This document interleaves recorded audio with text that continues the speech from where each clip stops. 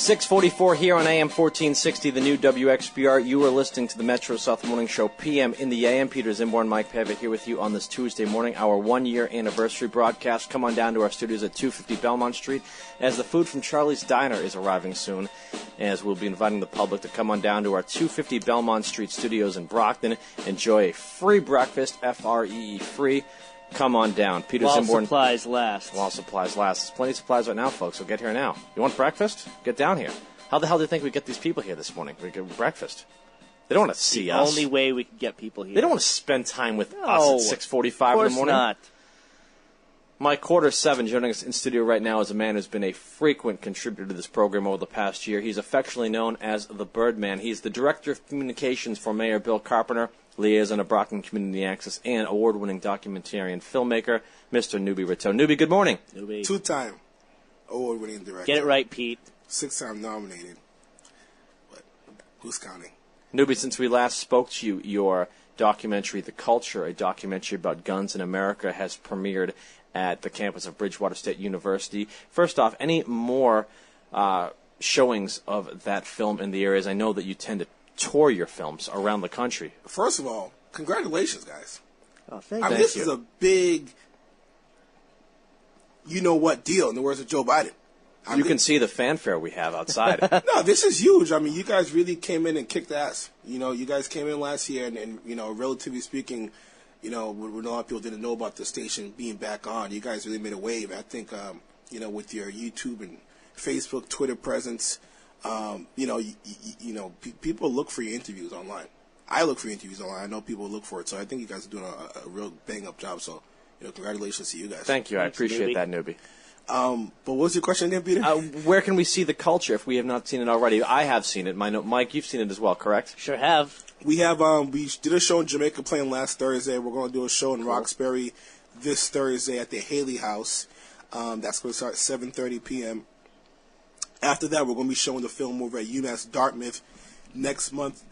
The date for that, I believe, is April 15th. We're just firming up a few things in terms of time and panel discussions and so forth. Then working on doing at least 2 or 3 Brockton shows, probably late April. One in May, and we're definitely going to do one in August. So. Now, a lot of people have seen the film, some haven't, but can we talk about the film even for those who haven't? Oh, definitely.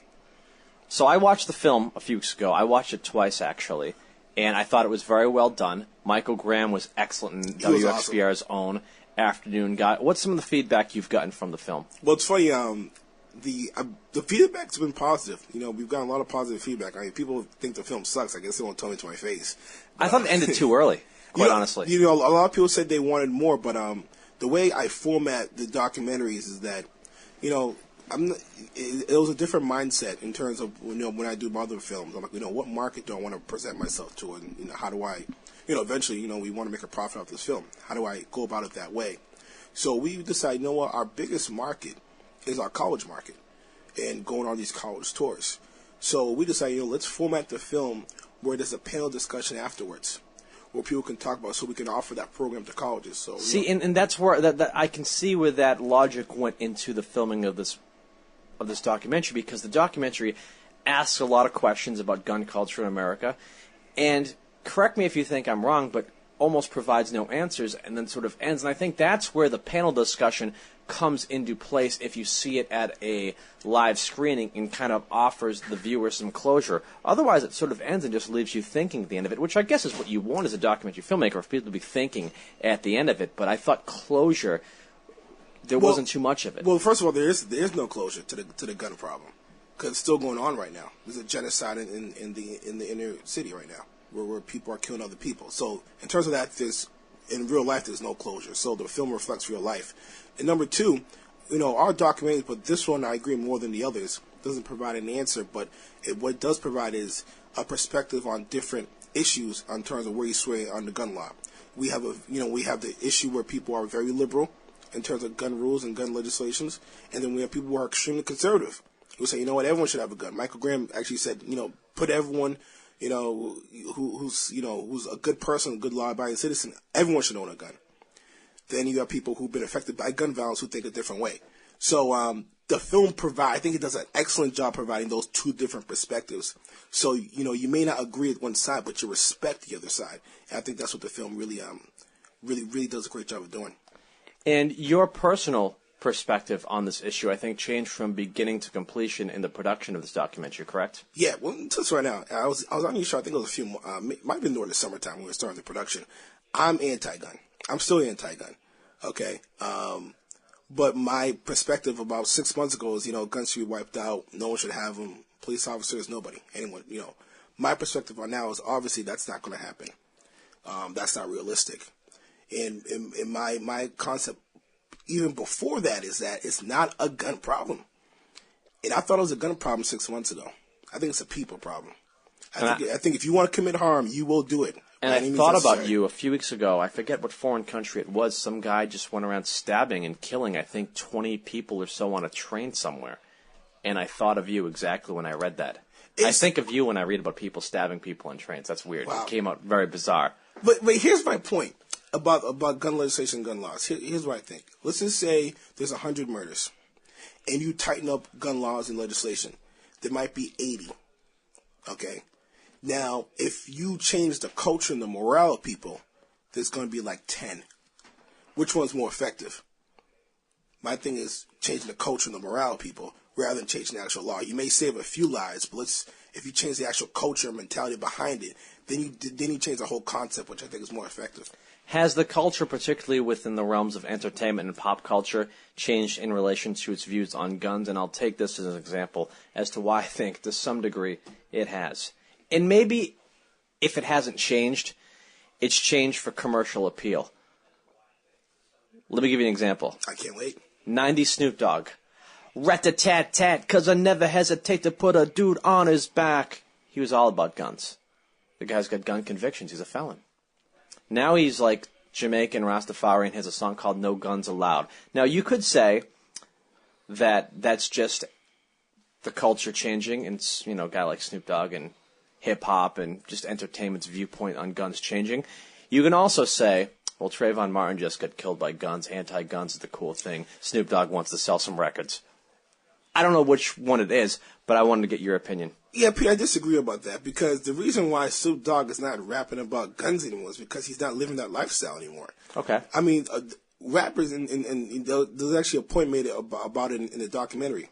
Hip-hop wouldn't exist, okay, in terms of if we had a society that was peaceful and everything, hip-hop wouldn't exist because hip-hop is just a reflection of what's going on in their community. So, everyone says Jay-Z's a traitor. Oh, he's a traitor. He's a sellout. Jay-Z's not going to rap about dealing drugs. Jay-Z is a billionaire. He owns a basketball team. He used to own a basketball team. He owns many things. He owns a clothing line. So he's not going to rap about that no more. He's going to rap about clothes. He's going to rap about being successful. My wife was in Destiny's Child. Like those are lines that during Tom Ford, he said, "I don't pop Molly, I rock Tom Ford." He basically said, "I'm not going to do drugs. I'd rather." Tom Ford, if you guys don't know, is a very expensive clothing line. Someone watches Bill Maher. Yeah. So, he's not going to rap about the things he rapped about 15 years ago. I'm not going to talk about the things I, did in high school. I have a different, maturity level. So, the rappers right now who come out the hood, yeah, they're going to rap about guns still. That's not going to change. It's just a reflection of what's going on in the community. So, to answer your question, I don't think, people are more liberal. Oh, life is good. The sky is blue and, the grass. I made a comment on the radio not too long ago that the cool thing circa 2014, if you wanted to be like a granola-eating indie rock, guitar strumming hippie, was that you were supposed to be pro-gay marriage, anti-gun, pro-legalization of marijuana. Am I wrong?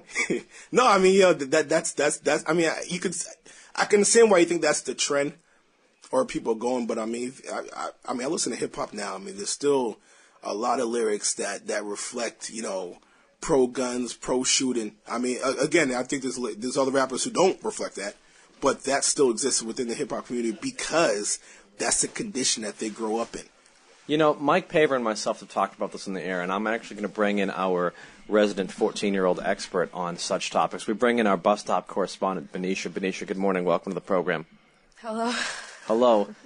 Newbie, Mike Paver and myself have spoken about this before. Hip-hop has sort of passed us by a little bit. I used to love rap and hip-hop growing up, and now I hear some new rap and hip-hop, and I just don't Big Drake get person, big Drake fan. Are you really? Huge Drake fan. Start at the bottom, now I'm here. Yeah, Drake's the guy now. Drake's the guy. Yeah, big, all about Drake right now. I think you're being facetious. No, I'm serious. I don't like the where the hip hop is going right now, but where Drake is going right now, I'm a big fan of his. Start at the bottom, now I'm here. Yeah, because he says a lot of things that get me mad, but it's true. Like Drake. Start at the bottom. He didn't start at the bottom. He was on that Nickelodeon show. Oh, Degrassi. Yeah. Drake said a line. He's like, I have your dream girl in your dream car. I'm like, no, you don't. And I'm thinking, oh, you know what? He probably does. Who's his girlfriend? Who's Drake's girlfriend? I don't know. Oh. But he says a lot of things that are like, really cocky and everything. But like he has a line about, I'm just paraphrasing. Like, I don't know how much money I made last year, but I don't know. It's a lot. It's a lot. And I'm like, you know what? You're a jerk. And then I look up how much money he's making. It is a lot. If you would have said 10 years ago the biggest hip-hop star circa 2014 would be a Canadian Jewish guy who came off a Nickelodeon show, I would have never believed you. Hey, you know what? But Drake is doing his own style, though, which separates him from the rest. Drake has his own style. He made his style before the industry caught him. Our resident 14-year-old expert, Benicia, do you agree? She nods, which is a very non-telling thing for radio. Yes. You do? You're a big Drake fan? No. Okay, well, why don't you like Drake? I was never a fan, like, even before, I was never actually really a fan of rap music. Really? What do you listen to? You know what I listen to. She listens to, I can't think of the name. R&B. XO. XO, that's right. EXO. EXO. We played some EXO going to break last time. Maybe we'll do that again just for your... All right. Don't...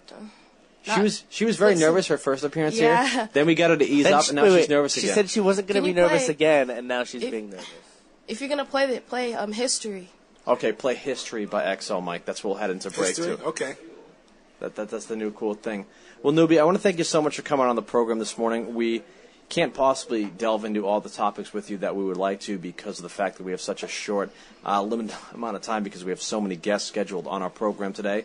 Do you want to come back on the show either later this week or next week? Oh, definitely. Just want to say congratulations to you guys. You guys really dominating the airways right now in terms of local radio in the morning. You guys really did a great job. Love where XBR was and now where it's heading towards. I'm excited about the future. So, congrats to PM and the AM. You guys are doing a great job. That is Noube Rateau joining us here on AM 1460, the new WXBR. And Benicia, thank you. You're welcome. Go catch the bus, Benicia. Okay. Stick with us, folks. Brockton City Council President Robert Sullivan joins us in studio next. Stick with us.